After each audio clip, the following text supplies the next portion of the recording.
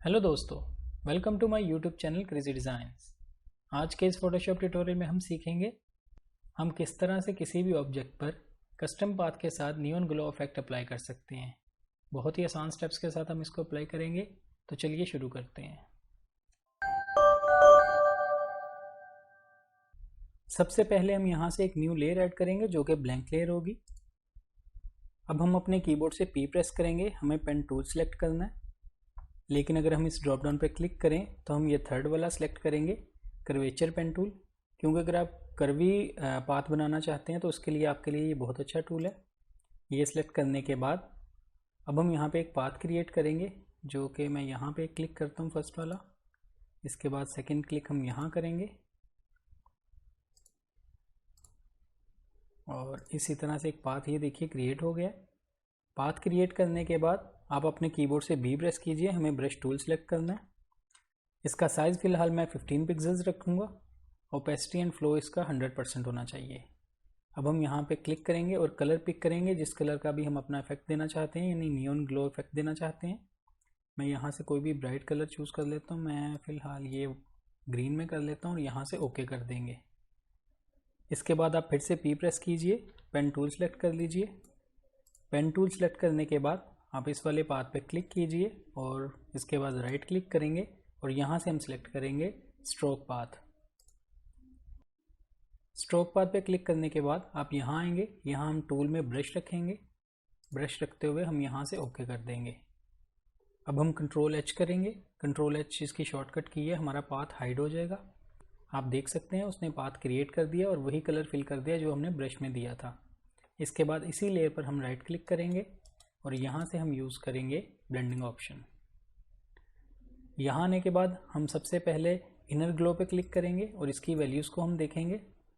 यहाँ इसकी blending mode को हम नॉर्मल रखेंगे, इसकी ओपेसिटी हम 100% रखेंगे, नॉइज़ इसका हम 0 रखेंगे, फिल कलर जो है इसमें हम वाइट रखेंगे, टेक्निक में हम सॉफ्टर रखेंगे, सोर्स में हम सेंटर रखेंगे, चॉक्स इसका 0 होना चाहिए, साइज़ इसका हम 6 to 7 पिक्सेल्स रखेंगे। मैं फ़िलहाल चलें 7 कर देता हूँ। कॉन्टूर में हम क्लिक करेंगे और यहाँ फर्स्ट वाला लीनियर को सिलेक्ट रखेंगे। इसके बाद रेंज आएगी, हम इसको 50% रखेंगे, जिटर हम इसका 0 रखेंगे। इनर ग्लो के बाद हम यहाँ क्लिक करेंगे, आउटर ग्लो के कुछ ऑप्शंस हैं, इनकी वैल्यूज़ को हम देखेंगे। यहाँ इसका ब्लेंडिंग मोड हम लीनियर डॉज रखेंगे, इसकी ओपेसिटी हम रखेंगे ऑलमोस्ट 75 के आसपास, नॉइज़ इसका हम 0 रखेंगे। इसका कलर हम सेम वही कलर पिक करेंगे जो हमने वहाँ ब्रश का कलर दिया था और यहाँ से ओके कर देंगे। टेक्निक हम सॉफ्टर रखेंगे, स्प्रेड हम इसका 0 रखेंगे, साइज़ इसका हम 20 पिक्सेल्स के आसपास रखेंगे। यहाँ इसके कॉन्टूर पे हम क्लिक करेंगे, इसका भी फर्स्ट वाला लीनियर सेलेक्ट रखेंगे। इसकी रेंज को हम थोड़ा सा इंक्रीज़ करेंगे, मैं 45% कर देता हूँ, जिटर इसका भी हम 0 रखेंगे। इसके बाद हम थर्ड वाली ऑप्शन सेलेक्ट करेंगे, ड्रॉप शैडो। यहाँ आने के बाद इसका ब्लेंडिंग मोड भी हम लीनियर डॉज रखेंगे और इसका कलर भी हम यहाँ से पिक करेंगे, सेम वही ग्रीन कलर, और यहाँ से ओके कर देंगे। इसकी ओपेसिटी को भी हम इंक्रीज़ करेंगे, मैं 75% कर देता हूँ। एंगल इसका हम 30 डिग्री रखेंगे। यूज़ ग्लोबल लाइट आप चेक रखिएगा। डिस्टेंस और स्प्रेड हम इसका 0 रखेंगे। साइज़ इसका हम 40 पिक्सेल्स के आसपास रखेंगे।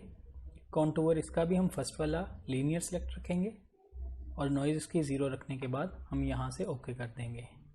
यहाँ वापस आने के बाद हम फिर से एक और न्यू लेयर ऐड करेंगे और फिर से हम ब्रश टूल सेलेक्ट करेंगे, B प्रेस करेंगे, लेकिन इस बार हम ब्रश का साइज़ थोड़ा इंक्रीज़ करेंगे। मैं यहाँ ऑलमोस्ट 120 के आसपास रख लेता हूँ। इसके बाद हम अपने कीबोर्ड से P प्रेस करेंगे, फिर से हम पेन टूल सेलेक्ट कर लेंगे। अगर आप कंट्रोल H प्रेस करेंगे तो आपका जो हाइड पाथ था वो फिर से विजिबल हो जाएगा। ये देखिए मैं कंट्रोल H करता हूँ, फिर से वो विजिबल हो चुका है। इसके ऊपर हम राइट क्लिक करेंगे और फिर से सिलेक्ट करेंगे स्ट्रोक पाथ। अगेन हम यहाँ टूल में ब्रश रखेंगे और यहाँ से ओके कर देंगे। आप फिर से कंट्रोल H प्रेस कीजिए, हम इसको हाइड करेंगे इसके पाथ को और इसकी फिल को हम कम करेंगे। इस बार हम इसको ऑलमोस्ट रखेंगे 40%। अब हम इन दोनों लेयर्स को सिलेक्ट करेंगे, टॉप वाली, और कंट्रोल G प्रेस करते हुए इसको एक ग्रुप बना देंगे। अब हम इस ग्रुप पे लेयर मास्क ऐड करेंगे। आप इस वाले आइकन पे क्लिक कीजिए, ये देखिए लेयर मास्क ऐड हो चुका है। अब हम इस बैकग्राउंड वाली लेयर को सिलेक्ट करेंगे और यहाँ से जाएंगे सिलेक्ट में और यूज़ करेंगे सब्जेक्ट। आप देख सकते हैं सब्जेक्ट की सिलेक्शन बना दी है उसने। अब हम सिलेक्शन रखेंगे इस वाले मास्क की, यानी इस मास्क पैनल की, और अपने कीबोर्ड से हम बी प्रेस करेंगे। आपका फोरग्राउंड कलर ब्लैक होना चाहिए। अब हम इस पाथ की मास्किंग करेंगे। जो एरिया में फ्रंट पे नहीं चाहिए हम उसको मास्क करेंगे। जैसे कि यहाँ से मुझे दिखाना है कि ये बैक यानी सब्जेक्ट के पीछे से आ रहा है, तो मैं यहाँ से इसको ये देखिए मास्क कर दूंगा। इस तरह से हम पेंट करेंगे और यहाँ आने के बाद यहाँ से आपका फ्रंट पे आएगा और यहाँ से फिर से हम पीछे की तरफ दिखाना चाहते हैं तो इस एरिया को भी मास्क कर देंगे इस तरह से। ये देखिए इस तरह मास्किंग करने के बाद आप कंट्रोल डी प्रेस कीजिए, इसको डीसेलेक्ट कर लीजिए। नेक्स्ट स्टेप में हम यहाँ से एक ब्लैंक लेयर ऐड करेंगे। आप अपना फोरग्राउंड कलर ब्लैक कर लीजिएगा और यहाँ से ओके कर देंगे। अब हम यहाँ से जाएंगे फिल्टर में, रेंडर, और यहाँ से हम यूज़ करेंगे क्लाउड्स। आप देख सकते हैं उसने क्लाउड फिल कर दिया हमारा इसमें। अब हम इसका ब्लेंडिंग मोड चेंज करेंगे और यहाँ से यूज़ करेंगे लीनियर डॉज। इसकी ओपेसिटी भी मैं थोड़ी कम करूँगा, हम यहाँ रखेंगे ऑलमोस्ट 30% और यहाँ से ओके कर देंगे। अब हम कंट्रोल जी प्रेस करेंगे, इसको एक ग्रुप बना लेंगे। अब हमें इस ग्रुप में लेयर मास्क ऐड करना है जो कि इन्वर्टेड लेयर मास्क हो। इन्वर्टेड लेयर मास्क ऐड करने के लिए आप अपने कीबोर्ड से ऑल्ट प्रेस करते हुए इस वाले आइकन पर क्लिक कीजिए। आप देख सकते हैं उसने हाइड कर दिया है, इन्वर्टेड लेयर मास्क ऐड कर दिया है जो कि ब्लैक कलर में होता है। इसको हम रिवील करेंगे, यानी जो इफेक्ट हमने बैकग्राउंड में दिया है। इसके लिए आप अपने कीबोर्ड से बी प्रेस कर लीजिए पहले, और इस बार हम इसका साइज़ थोड़ा इंक्रीज़ करेंगे। मैं ऑलमोस्ट 450 के आसपास रखूँगा और यहाँ से ओके कर देंगे। आप अपना फोरग्राउंड कलर वाइट रखिएगा क्योंकि हमारा जो इन्वर्टेड लेयर मास्क है इस पर ब्लैक पे वाइट रिवील करेगा। इसके बाद फिर से पेन टूल सेलेक्ट करेंगे। आप अपने कीबोर्ड से पी प्रेस कीजिए।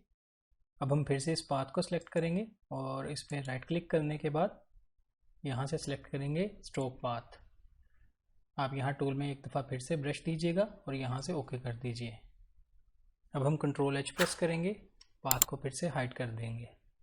आप देख सकते हैं जो हमने क्लाउड का इफेक्ट दिया था उसने इसको मास्किंग करके इसको रिवील किया है। अब आप फिर से अपने कीबोर्ड से भी प्रेस कीजिए, ब्रश टूल सेलेक्ट करेंगे। इस बार आपका जो फोरग्राउंड कलर है वो ब्लैक होना चाहिए। हम यहाँ एक्सप्रेस करते हैं, ये देखिए ब्लैक ऊपर की तरफ आ चुका है यानी फोरग्राउंड कलर। और अनवांटेड एरिया हम इस तरह से इसकी ओपेसिटी आप कम कर सकते हैं। मैं 60% कर लेता हूँ, और जहाँ पे आपको ये इफेक्ट नहीं चाहिए वहाँ पे इस तरह से पेंट कर देंगे। ये देखिए